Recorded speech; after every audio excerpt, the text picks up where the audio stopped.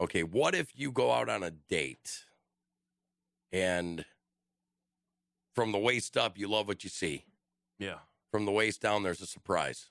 Ooh. Is that kind of like lemon tea? That would be lemon tea. Sure. Yeah, okay. That would be. Yeah, that's, that would be a. Hello, John at Kittle. That'd be like a. Dan Jackson. One of my stories here. Maine stain. How about it's National Black Cow Day? Oh. You know how many different variations of Black Cow Day there is? No. There's a lot. There's Angus that are black. There's some Holsteins across that are black. There's Wagyu that are black. Yeah. Then we got brown cow. You've got. But I got to say this. I mean, let's just say it for what it is. Right. It's National Black Cow Day. Ooh. Think about that for a second. We got to be careful. We got to be careful because don't you dare say National White Cow Day. That's right. Or how about brown? National Albino Cow Day. Why didn't they do the National Brown Cow? There are golden Guernseys. Yeah. There's jerseys. You know what I'm saying? Yeah. But today, no, we only celebrate National Black Cow Day. Oh. Okay. Are people becoming more retarded? Can I just say that? You know what I mean? Yeah. I've been thinking that myself. I'm just, you get to a point where you keep reading this crap. And you're thinking, man, is this real? It's overflowing. My la land. Right. It's like a, okay, have you ever been to a concert? Yeah. And you go in, whether there's bathrooms or and you go in there and so many people have used it that it's overflowing. Have you ever been in that situation? Yes. Yeah. It seems to me that the media and crazy people and, the super elites, they have filled the toilet to capacity. It's over the top now. You're saying it's overloaded with crap? Bull. Yeah. Malarkey. Honky. That's right. We've even turned words like honky into bull honky. Yeah. You know what I mean? That's racist. Yeah. It's also National Herbs and Spices Day. That's pretty good. Yeah. So last night, I did a little magician work on the grill. Okay, well, I actually did too. Herbs and spices. Well, the wife, she's like, you could make that chicken for supper. And then I was like, how do I make that chicken? Hello, Gilbert. And she says, well, you can put it in the rotisserie because we got a air, whatever, Oh, you got an air rotisserie. Or got an air rotisserie. And then we've got the oven. And then we've got air rotisserie. That is like, I've never used it before. Didn't know. So I was like, come on, Morgan. Come on, Colin. We're going to make this. So on one, we chopped up sweet peppers, stuffed in the chicken, and then I injected it with some Tony Chachere's, some beer, and some butter, and then beer can chicken. I popped the beer, shoved it in the end of the chicken, made that in the grill. Then in the stove, a regular oven, we made like a regular chicken, injected it with just, butter and herbs. Right. And then I told the boys before they went to your house last night, I was like, while I'm out doing this on the grill, can you take this stuffing and push it up the chicken's butt and just fill it up? Then put it in the oven because I had already preheated the oven. So I come back in. I think that they must have thought that it was gross or you weren't supposed to do that because all the stuffing was around the chicken and it looked like gravel. Hello, Dan Maynard. It did. It looked like gravel. But I'll tell you what, they both turned out pretty tender. They both turned out pretty good. But that Tony Chachere's with that beer and those peppers, it melted my heart. Usually when they do that, man, it's good eating. Oh, it was. And then, I got my little meat thermometer thing. Yeah. So there's no more guessing. Like that's the key right there. Well, when I used to grill, when I first started, it's hard to become a grill connoisseur and then look at it. Yeah. And you're like, okay, I'm going to see if it's done all the way through. And then you take the knife and you check it. And then all the juices come out. Yeah, not anymore. It's boom. Okay. It's at the temper. It's not. That's right. You know what I mean? It's just, it's easier. So what is your favorite herb? Well, I don't know. That's a hard one. Pepper.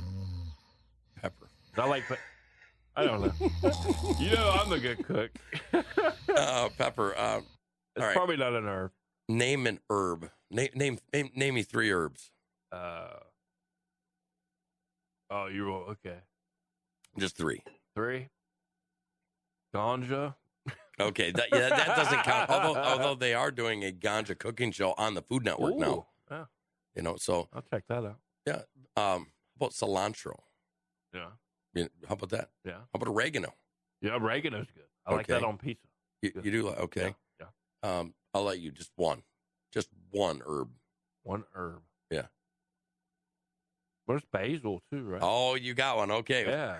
I just thought of it. I was like, oh, okay. Well, I'm glad that that makes me feel good that you got it. You know what I'm saying? yeah, no kidding, especially when I'm not a cook. Well, I mean, not a chef either.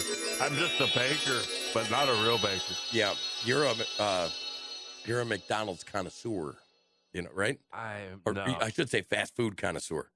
That may sound better. Okay, I love Dan, but I'm going to tell you folks something. You go and look at his car on Friday. He pays my daughter sometimes, what she loves, to go clean out his car. And during the week, he acquires McDonald's, Hardee's, Culver's, Freddy's, steak burgers. What am I missing? The one up here in town. Oh, the chicken place? No. Sonic. Sonic? Okay. Every week, it's all on the floor. It's all ready to be picked up. Because, I mean, you're eating on the run. Eating on the run. All the time, right? Yeah. Yeah, well, we gotta quit that. You gotta start to love cooking. Yeah. Because it's an art form and it's actually fun if you can take the time to just sit back and relax and do it. That's my problem. Is it? I don't really take the time to sit back and relax. Yeah, well. I'm always on the run, man. On the run. Do, do, do, do, do, do. Yeah. Baby, I was born to run. That should be my theme song, by the way. What's that? Born to Run? Yeah. But, I'm going to go with Maine Stain. Maine Stain. Yeah, man. What's up with Maine, man? They got a lot of weird stories going on. Yeah, they do. It's kind of weird. The East Coast, just in general. Yeah, but especially Maine. Like, we've had some weird stories coming out of there recently. This one, no different. Mystery substance staining beachgoers' feet in Maine identified as bugs. Ew. Yeah. An ocean researcher said the mysterious black substance that has been staining the feet of visitors to Maine beaches is actually the crushed remains of tiny insects. Ooh. The York County Parks and Recreation Department said on its website that the Department of Environmental Protection officials were investigating after multiple visitors to southern Maine beaches reported the bottoms of their feet had been stained by black substance that was difficult to wash off.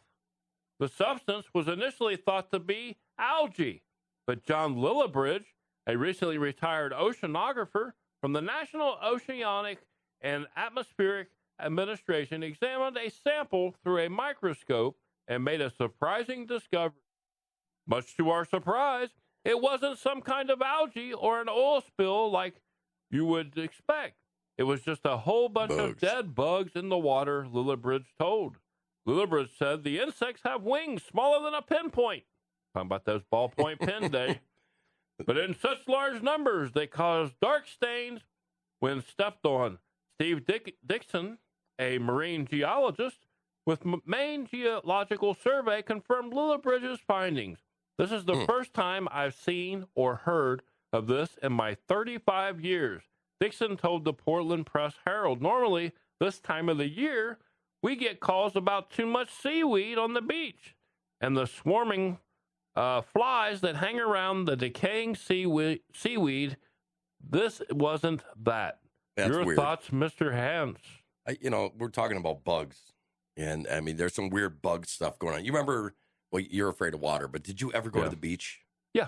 Okay, you remember those damn horse flies that, were like 6 feet long? And they come attacking you. Yeah, they had samurai swords, and they hurt. It's kind of the same thing when the seaweed came up. There's a lot of weird stuff with bugs going on. There is. Okay, so, hello, Susie Q. We had a story. I didn't even pull it up because we know about enough to talk about it. But in Ohio, there was a car crash. It happened in Cincinnati. I heard it. The land of poisonous nuts. And what happened? A cicada flew in the guy's window and it caused a wreck on the highway. A what? A cicada. They were drinking the poisonous nut water. Mm. But it just didn't happen there. Okay, No. so literally there are stories everywhere of people getting hurt from cicadas right now. And that guy was an elderly man, too. He was. Yeah, it was like the old guy that hit me. Well, okay, so we've got these bug stories, right, all over the world. And you start taking this, and it's almost of biblical proportions, right? Right. Okay, so I didn't bring that one up, but listen to this. Listen to this. Cicadas. A plane carrying President Joe Biden's press corps was about to take off, and then cicadas swarmed his plane. Oh, boy. Dead serious. This is, look at this. NPR. Okay, now, you remember, we were talking about, this year being the X year. Yeah. You remember that? Yep. But tell me, is that biblical proportions when a president's press corps can't get off the ground because their plane is swarmed by cicadas? It is biblical. I believe so. It's a little weird. It says a plane carrying dozens of journalists preparing to take off from Washington, D.C. to cover President Biden's first trip abroad was delayed for several hours Tuesday evening.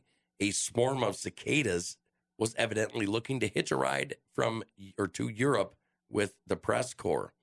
A horde of Brood X cicadas had filled the plane's engines, causing mechanical issues that delayed the takeoff. Eventually, the White House aides had to find another plane for reporters to make it overseas. The creepy critters arise from the ground every 17 years at the peak of their mating season from the East Coast to the Midwest. In their few weeks above ground, they've caused quite the nuisance for pets and humans alike. I don't know. That's just really weird. It is. To me. Yeah. I would like to know who's all in the press corps. Yeah, I know. Okay, what CNN guy do you like the least? No. Tapper? No, that reporter, daggone, what's his name? I passed him at one of the rallies and said something to him. Really? You don't like him? I don't like him. Is he the fat, pasty, bald-headed He's the one prick that talks like this and thinks that he knows it all. What's his name? Oh, daggone it. He used to get into it with Trump all the time. Remember Trump telling him to sit down? CNN show. He just telling him to sit down, remember? Well, here's the thing. Wouldn't it be awesome? Acosta.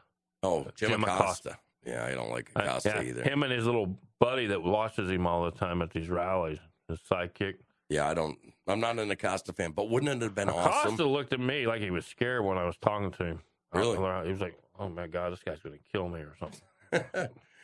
Well, he obviously didn't know you. I know, right? There's not really a violent bone in your body. No. And, but I guess if you push me to the limits and involves my kid or my family, then it's time to step up the game. Well, imagine this, Jim Acosta. Yeah. And you shove him outside and let the cicadas attack him instead of the plane. Yeah. You know what I mean? That would be really... That's classic news right there. Oh, Mike Yahoodi's in the house. Awesome. How you doing, brother? Yeah. No, I'm telling you, there's something with it. It's just not the cicadas. Right, it is. We have... And I thought he soiled himself, by the way, I was going to say. Really? Yeah. Because seriously, the look he gave me, like... Well, remember this. True story. Cicadas right now are eating off their butts, becoming sex crazed, and when they tested them in a lab, remember they were high on meth, and what was the other one? They were filled with meth and something else. Yeah. And nobody knows why. They can't figure it out. So, which kind of gives credence to your conspiracy theory about them dropping stuff off from the sky. Well, most certainly. Okay, now... Doesn't surprise me. Why in the world do we have the FDA, the Food and Drug Administration, giving a warning to Americans? Are we eating bugs now on a regular basis? It makes me wonder. Because the FDA came out and said, don't eat cicadas if you're allergic to seafood. Mm-hmm. The FDA released a statement saying, don't eat cicadas if you're allergic to seafood. I want to know how they're tied into seafood. Well, first of all, I want to know how in the hell do they know that a cicada could cause somebody to become sick if they're allergic to it? I want to know. I want to know how they know it's the same allergy. Well, so do I. Sean says, is the meth in the environment? That's the only way that we can understand or try to think Yeah. that it could be there. Right. They've taken these. It was meth and